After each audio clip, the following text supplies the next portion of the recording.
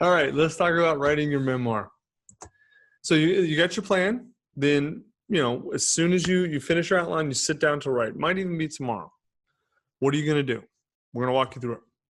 I'm going to tell you, prepare to cast off most writing advice you've heard in the past and pretty much everything you learned in your MFA. I'm just kidding, the MFA person.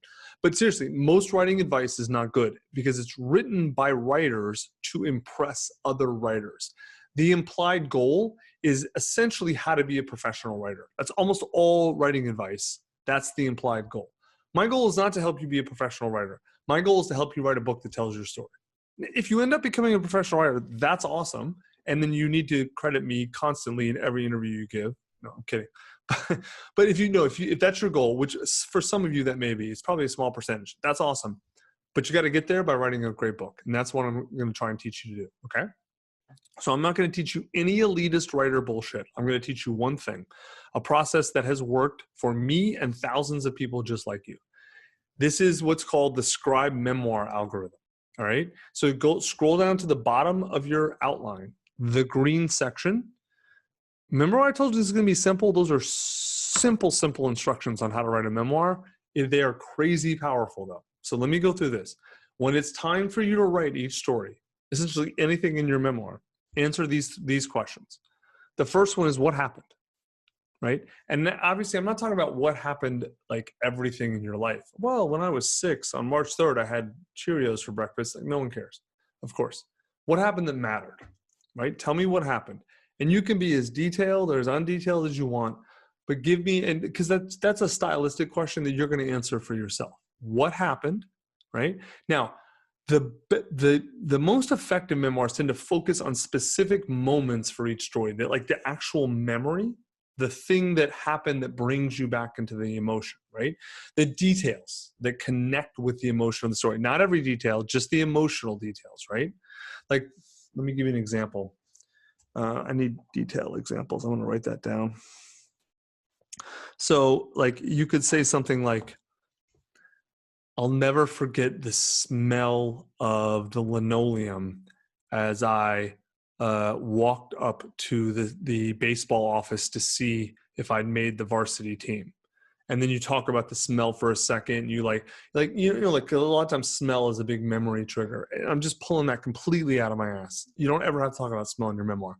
But the point is, everyone knows what linoleum smells like, right? That kind of rubbery smell. And like as soon as you say that, then they're brought in, and then you integrate it into the memory itself. Or it could be any number of things, right? If you're unsure how to do that, pick up your favorite memoir for 2 or 3 favorite memoirs and just read a couple passages. You'll see every great memoir does this. They use really specific moments to bring you into the story and the memory. Okay. Then a lot of people who are not used to writing stories get really confused about this. If you don't know how to craft this, just write the details that are intuitively coming to you in the moment. Right. You'll see later in editing what helps to contribute to the mood and what doesn't.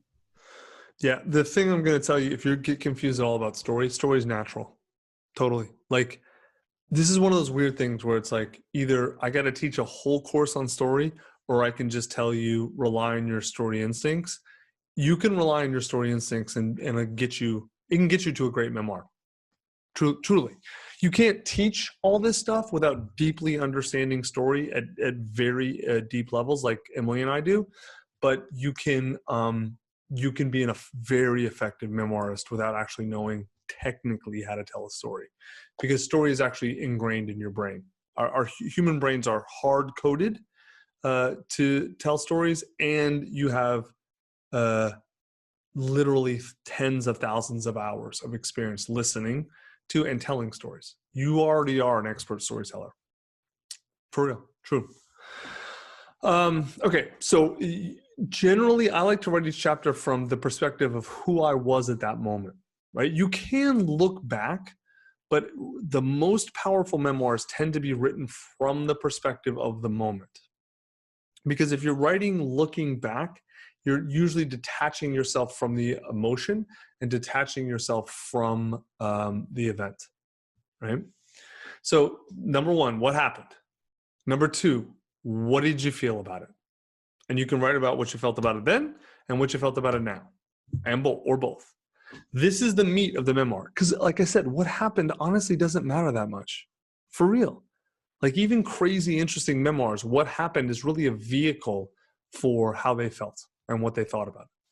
When you're, the meat of your memoir is what is you being honest about what you really felt in usually the hardest moments of your life.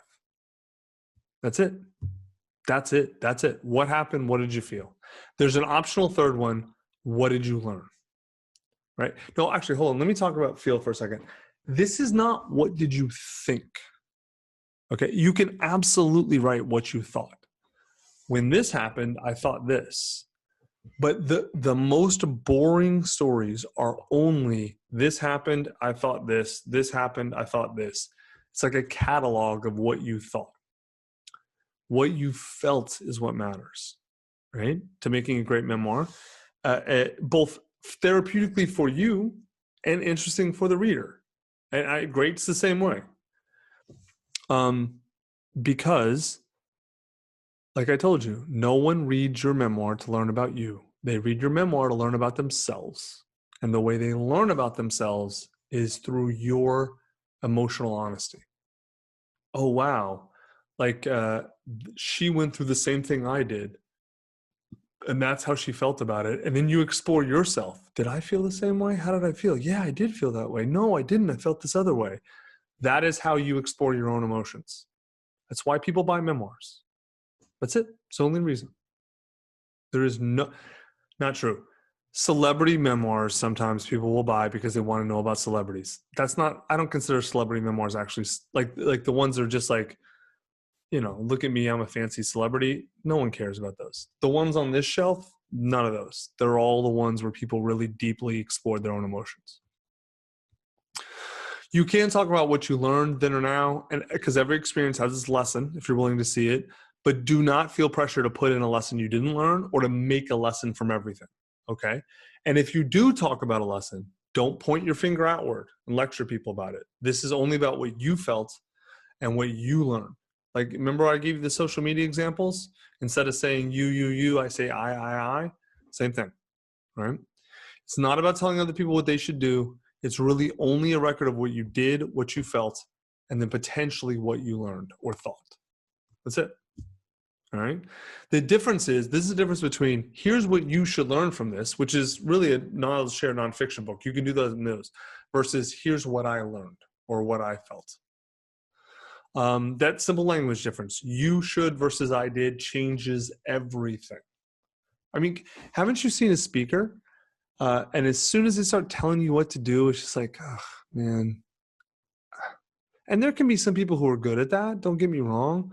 But it's like, I don't know about you. I'm tired of being lectured at. I'm tired of people telling me what I should do. I don't listen to those people. Unless it's like, they're like, hey, you got a flat tire? Here's what you should do to change it.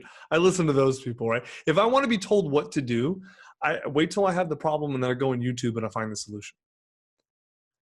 But if I want to learn about myself, I go to people who are honest with me about themselves. See the difference? And by the way, even if you never show your book to anyone, same thing. Because the only way you can get your benefit, your therapeutic benefit, is being honest with yourself about yourself. Questions about this? I know this, the whole memoir thing, all of it is really simple to understand, really hard to do in practice. So again, please do not make the mistake of making this more complex than it has to be, because that's just a way of you avoiding your own emotions and avoiding the work.